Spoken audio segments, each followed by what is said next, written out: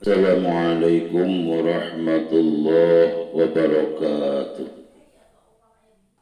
Qala al-muallif rahimahullahu ta'ala wa nafa'ana bi'ulumihi wa amaddana bi asrarihi wa adalayna min barakatihi amin ya rabbal alamin. Wa amal ma'ani al-mutadawilatu al-muta'addiyatu min hazihi turuqil lafdiyah lil mukallafin wa ammal ma'ani lan ana penutawi piro-piro makna hukum al mutadawilatu kang gonta-ganti atau al mutadawilatu kang beredar al muta'adiyatu kang nekani minadhi turukil lafdiyati saking ikilah piro-piro dalan kang bangsa lapat lil mukallafina kanggo wong mukallaf kabeh iku bahwa mangka bahia mangka utawi ma'ani iku bil jumlati kalawan jumlah Imam runana kalane perintah bisain kalawan sewiji-wiji wa imana yunan anak kalane nyega anu saking syai wa imatakhirun anak kalane milih bihi ing dalam syai.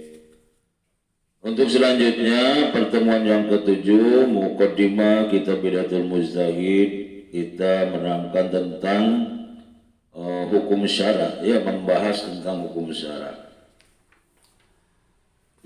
Berarti hukum yang bisa digunakan atau yang berlaku berjalan pada orang mukallaf. Siapa itu orang mukallaf? Orang mukallaf itu orang yang berakal dan yang balik. Artinya yang terkena beban hukum. Itu secara garis besar ada dua. Bisa berbentuk amar, yakni perintah, ataupun nahi, larangan, ataupun takhir, memilih salah satu di antaranya. Wal amru lan utawi perintah iku infuhima lamun den paham menu saking al amru opal jazmu pasti wa ta'ala kolan gumantung opal kobu siksaan bitarkihi kalawan ninggalakeun syekh sumia mangka den arani opo al amru wajiban ing aran wajib. Jadi amar artinya perintah berkonotasi wajib melaksanakan penetapan hukum dan ada resiko hukuman jika tidak melaksanakan ketetapan hukum itu. Jadi kalau ada perintah yang pasti, jazmu pasti, mantap, dan apabila meninggalkan sesuatu yang pasti yang diperintah itu ada resiko, yaitu maksudnya hukuman lah, maka hukuman dosa tentunya, maka itulah disebut dengan nama wajib.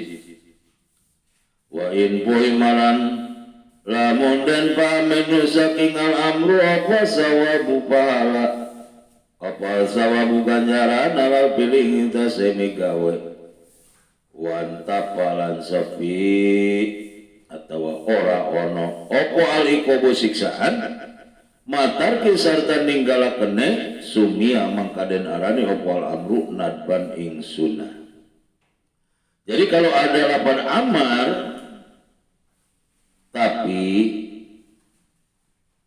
apabila dikerjakan mendapatkan pahala as-sawab, namun wan tafaliqu matarki tidak ada resiko hukuman, istilahnya tidak muncul dosa, maka amar itu berkonotasi hukum sunnah. Jadi walaupun perintah, tapi karena tidak ada hukuman apabila meninggalkannya, maka itu disebut nadban sunnah.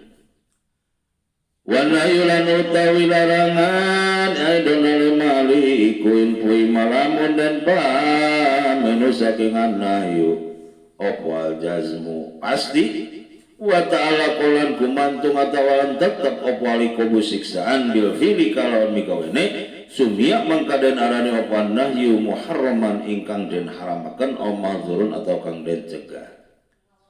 Berarti demikian pula masalah nahi, tadi kan masalah amar, sekarang masalah nahi yaitu larangan.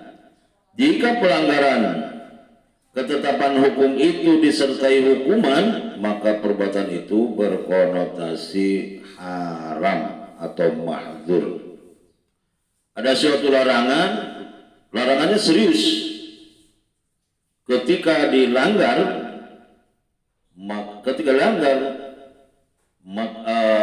sehingga mendapatkan siksaan, itu disebut dengan muharram atau mahdzur, haram. Wa in poi malalamun pamin saking anayu palasu anggegerahi dorongan ala tarki ngatasé ninggalakeun syekh min ghairi ta'aluki qobin saking oranana tetep siksaan.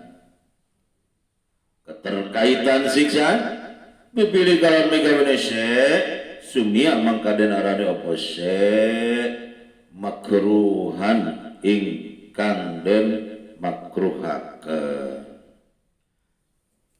Tetapi apabila ada satu larangan lapalnya berbentuk nahi, tapi itu bisa dapat dipahami sebagai larangan tapi yang berbentuk berkonotasi makruh apabila tanpa disertai ancaman atau hukuman yang meninggalkannya.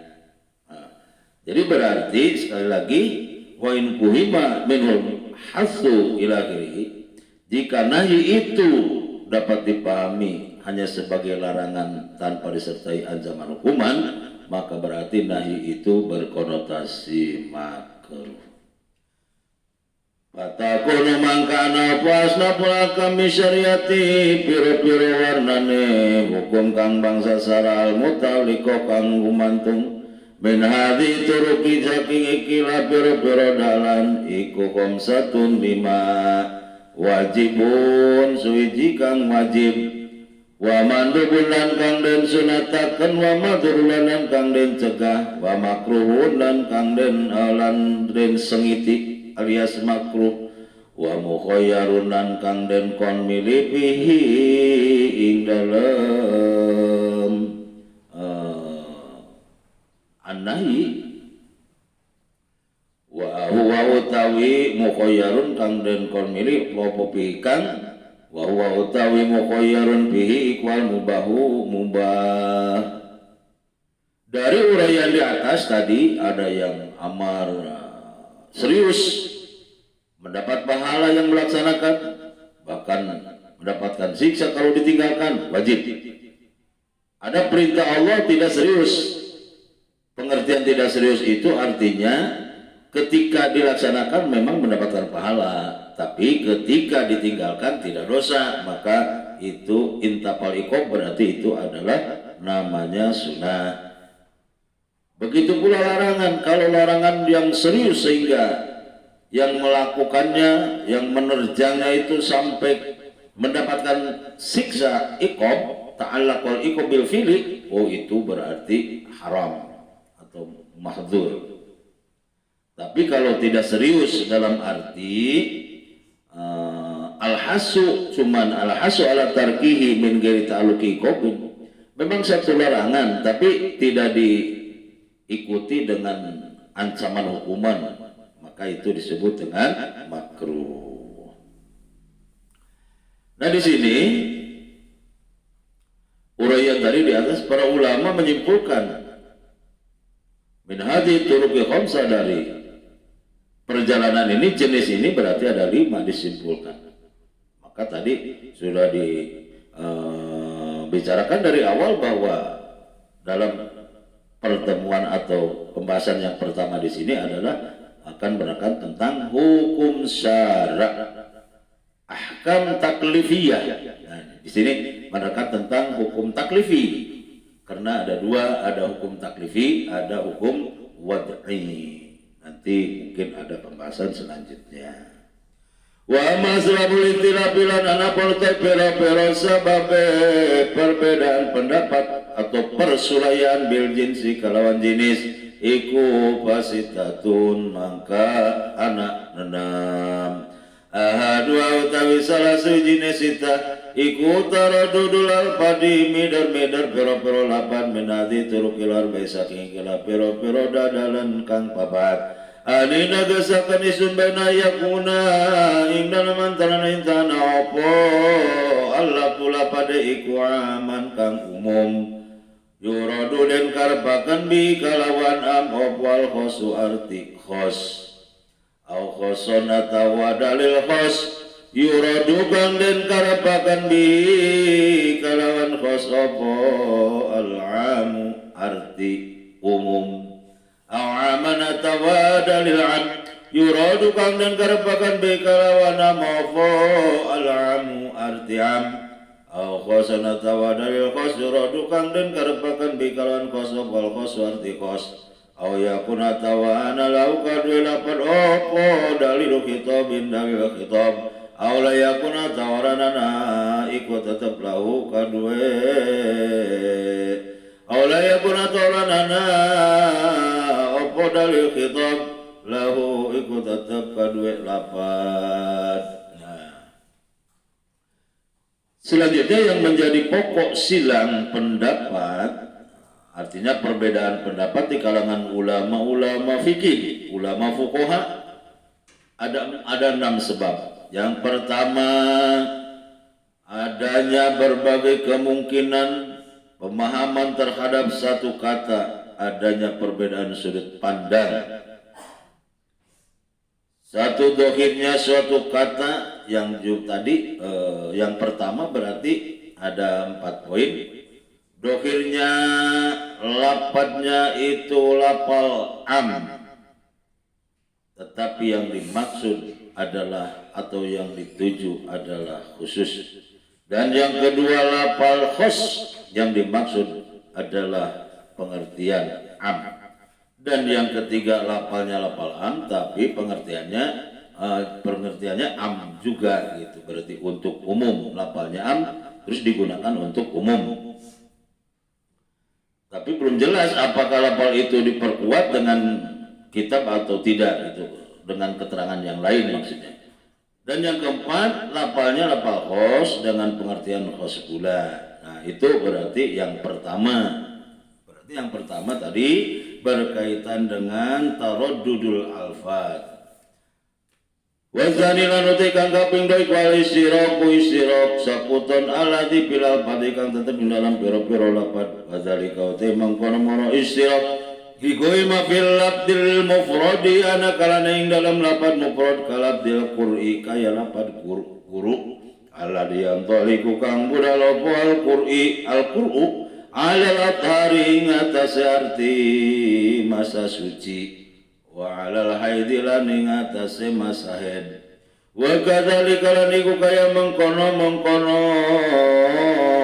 al-qur'i labdul amri utawi lafad amar hal yumalu anataden pikulakan opo al-amru alal wujubi ngatas wujub awin nabi atawa ing atase sunah walabdu nahilan lapan nahi hal yumalu anataden pikulakan dan tafsiri opo labdu nahi ala tarim ing atase haram awil karohiyati atawa makruh. Yang kedua adanya lafal yang digunakan secara ganda. Labdul istiraq berarti ganda gitu. Lafal ganda, lafal mufrad. Contoh seperti lafal mufrad kata al-qur'i gitu, al-qur'u. Nah, itu perintah berkonsekuensi wajib dan bisa juga berkonsekuensi sunat atau mubah. Nahi dapat berkonsekuensi haram atau makruh. Nah itu yang kedua. Dan yang ketiga dan selanjutnya sebelum yang ketiga masih ada tafsir. Wa imma filatil murab wa amma filatil murab bila nanapun dalam lapat murab kang den susun-susun. Mislu qouli ta'ala iku saupamane dawane Allah ta'ala aywa dzalika mislu qouli ta'ala illal ladzina tabu lapat illal ladzina tabu wallahu alam illal ladzina angin wong akeh tabu kang pada tobat sapa ladzina fa innahu maka setelah pada ladzina iku yutamalu dan memperraken ayyauda ingin tabalik malu enta dan ihtimalakan atau ditafsiri opo gitu ayyauda enta balik lafad alladzina tabu alal fasiki ing atas wong fasik pakotale bloko wa yatamilulan ihtimal opo ayyauda enta balik opo lafad ilal ladzina tabu maknana maksudnya alal fasik atas wong fasik wasyahidi lan nongkang syahid wong kang nyakseni patakunu mangkana apa tobat iku rabiatan kang ilangaken lil fiski maring kefasikan wa mujizatan lan kang ngalulusaken syahadatul qadhibi ing nyakseni wong kang nuduh zina. Lafaz murokab maksudnya murokab itu bersusun ya, murokab. Seperti dalam perintah Allah Subhanahu wa taala yang artinya illal ladzina tabu maksudnya kecuali mereka yang bertobat setelah kejadian itu. Nah, di sini disebut murokab maksudnya kembalinya kepada siapa? Apakah kepada orang yang fasik saja atau memang ada kaitan dengan orang yang menjadi saksi palsu misalnya. Tadi kan ada fasik dalam ayat ini terangkan sebelumnya, terus ada juga yang menjadi saksi tapi palsu. Itu kan kedua-duanya kan dosa. Nah, illal ladzina tabu kecuali orang-orang yang bertobat. Nah, orang yang bertobat itu kata kunu taubatu rabiatan lil rizqi wa mujizatan syahadatul qadhib. Apakah memang dengan taubatnya itu sehingga menghilangkan atau mengampuni dosa-dosa kefasikan saja? Tapi dosa saksi palsu misalnya tidak diangkatkan dosanya. Berarti kalau tidak diangkat dosanya berarti tidak boleh menjadi saksi karena statusnya masih dosa syahadat al-qadhib walaupun memang dosa fasiknya sudah diampura gitu. Atau memang kedua-duanya, nah, maka disebut dengan lafaz murokab. Dan yang ketiga wasalisu utai kang kaping turune iku ikhtilaf rabbi beda-beda ne i'rab. Karena adanya perbedaan i'rab. Itu yang ketiga. Dan yang keempat warrabi ulan utai kang kaping papat iku taraddudul lafzi midal madar lafaz baina amling dalam antarane nafsirakan lapan alal hakikati ngatase arti hakikat au hamli atawa nafsirakan labdi ala nau'in ing atase warna swiji min anwa'il majazi saking piro-piro warnane majaz alati hiya kamu tayu alati iku immal hadpu ana kalane ngabuang wa imma ziyadatul ana kalane muhi wa imma taqdimulan ana kalane anding ini wa imma takhirulan ana kalane ngakhirakeun wa imma taqdimulan ana kalane andinginakeun wa imma takhirulan ana ngakhirakeun wa imma taradudulan ana laka ana kalane nolake dalil ama wa imma taradudul lan ana kalane bolak-balik ke dalil taradud beda-beda alal haqiqati ngatase hakikat awil isti'arati atau isti'arah. Nah, sebab yang keempat yaitu lafal dimungkinkan dapat dipahami secara hakiki atau secara majazi atau secara istilah. Jadi yang dimaksud dengan taradudul lafzi itu yaitu taradud lafaznya itu antara hakikat dan majaz. Secara ringkasnya antara apakah itu diartikan dengan lafaz dengan arti hakikat ataupun diartikan dengan majaz ataupun karena ada yang dibuang, ada yang ditambah, ada yang didahulukan dan ada yang diakhirkan sehingga berputar antara hakikat dan isti'arah. Berkaitan dengan isti'arah, majaz mursal, ada majaz isti'arah tabaiyah fil fi'li misalnya. Nah, kalau hakikat ya sudah jelas hakikat. Nah, itu diantaranya yang keempat. Wal khamisulan uti kang kaping 5 iku itlaqul lafzi ngamutlakaken lafaz lah ngaitlakeun lafaz. Tarotan dalam sapisan watak iduhu lan ngaidakeun lafaz tarotan ing dalam sapisan mislu itlaqi raqabati saya iku saupamane ngaitlakakeun raqabah ngamerdekakeun abid budak bil itqi dalam ngamerdekakeun tarotan ing dalam sapisan watak idilan ngaidakeun raqabah bil imani kalawan iman tarotan ing dalam sapisan. Yang kelima penyebutan kata secara mutlak atau muqayyad. Nah, seperti kata itku. Nah, di dalam kata lapan itku apakah memang itu secara mutlak ataupun secara muqayyad. Artinya muqayyad di kaidan gitu. Berarti berputar antara kemungkinan antara muqayyad mutlak dan muqayyad itu pada yang kelima. Wasadisulan utai kang kaping 6 iku at-ta'arud perbedaan bisyai'aini ing dalam perkara loro bijami asnafil al-farinam sakabe piro-piro warnane lapan alati yatalaqqa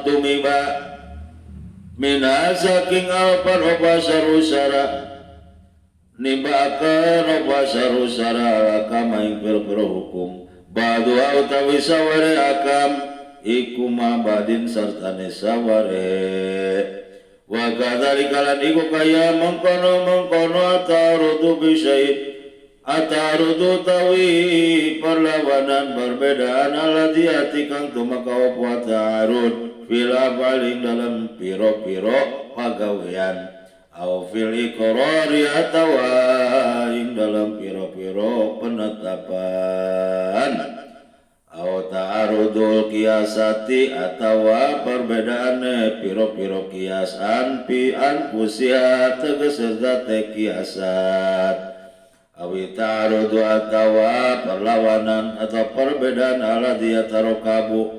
kang tersusun kang den susun opo aladi min hadil asnafi salah sati saking ikilah piro-piro warna kang telu min hadil asnafi salah sati saking ikilah piro-piro warna kang telu ani negesaken isun mu'aradatul qauli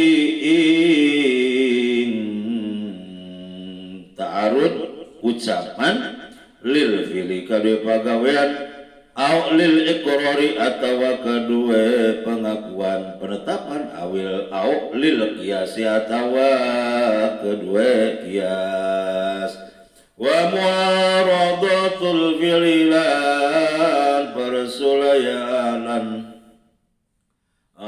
ta'arud ucapan lil iqrari kadue penetapan au lil qiyas atawa qiyas wa muaradatul iqrarilan ta'arud muaradah perlawanan ikrar penetapan awlil qiyasi atawa kedua kias. Yang keenam ta'arud. Nah, ini ada ta'arud perlawanan, bertentangan, antagonistik antara dua sumber atau dua cara, ya dua metode gitu, yang berkaitan dengan hukum syara. Ta'arud pada af'al, ikrar dan kias, atau ta'arud yang disebabkan tiga hal tersebut, yakni ta'arud lafal dengan af'al, takrir dengan kias, dan seterusnya. Itu berarti berkaitan dengan sebab-sebabnya perbedaan pendapat atau yang menjadi silang pendapat di kalangan fuqaha. Secara jenisnya ada 6, tadi sudah dibacakan satu persatu. Itulah diantaranya berkaitan dengan muqaddimah kitab Bidayatul Mujtahid. Dan selanjutnya qala al-qadhi radhiyallahu anhu, qala wis ngarawu sapa al-qadhi. Al-qadhi maksud al-qadhi kang dari penghulu gitu. Kalau dalam istilah mana, kalau dikasih makna gitu. Qala wis ngarawu sapa al-qadhi al-Imam Ibnu Rushdi radhiyallahu anhu. Wa idh qad dzakarna lantat kala teman-teman wis nyebut isun bil jumlati kalawan jumlah hadhil asya'a ing ikilah biro-biro perkara, hadhil asya'a ing ikilah biro-biro perkara. Palna tasarra mangka tumandang isun bima qasodna bima ing dalam masalah qasodna kang wis naja isun lau kadue maksudnya mengarang kitabmu Bidayatul Mujtahid. Nah, berarti sekarang sudah muqaddimah amamal maksud, sekarang siap beranjak kepada maksud a'zam, yaitu pembahasan yang pokok-pokok pembahasan. Nah, di sini mu'alif qasadna lahu musta'inina lekang jaluk pitulung kabeh billahi ing Gusti Allah wal nabdalan ngawiti isun min dzalika saking mengkono-mengkono hadhil asya, min dzalika saking mengkono-mengkono hadhil asya bi kitabit taharati kalawan kitab ing dalam martela akan susuci ala adatihim ing atase kebiasaane para ahli fikih atau para fuqaha. Jadi setelah mengungkapkan berbagai problem atau metode pengembalian atau istilah dari mulai awal gitu, hukum-hukum atau istinbat secara global, kami akan langsung menulis materi hukum dan metode istinbatnya dengan memohon pertolongan Allah Subhanahu wa taala.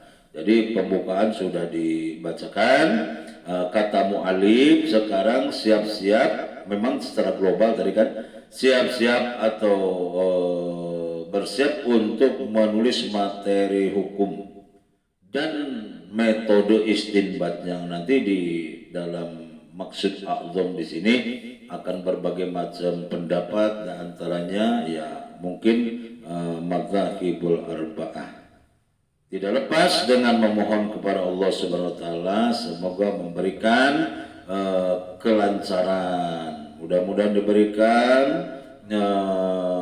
sukses dalam mengarang kitab ini. Seperti kebiasaannya para fuqaha, memang dalam fikih biasanya bab suci dulu ya, mulai pembahasan dengan masalah toharoh gitu. Toharoh kan banyak macamnya gitu.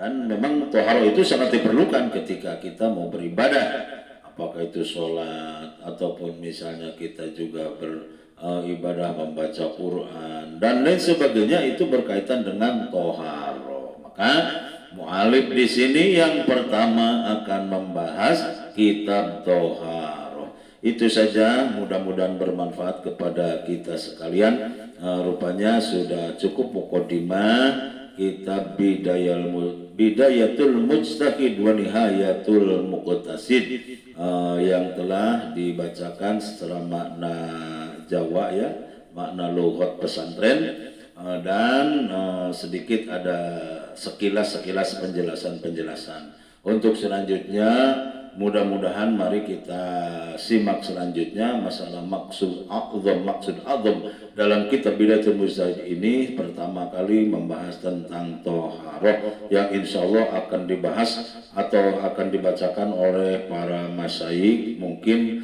di pertemuan yang kedua kalau tidak salah dan tidak ada perubahan, insya Allah di Sukaraja Kulon.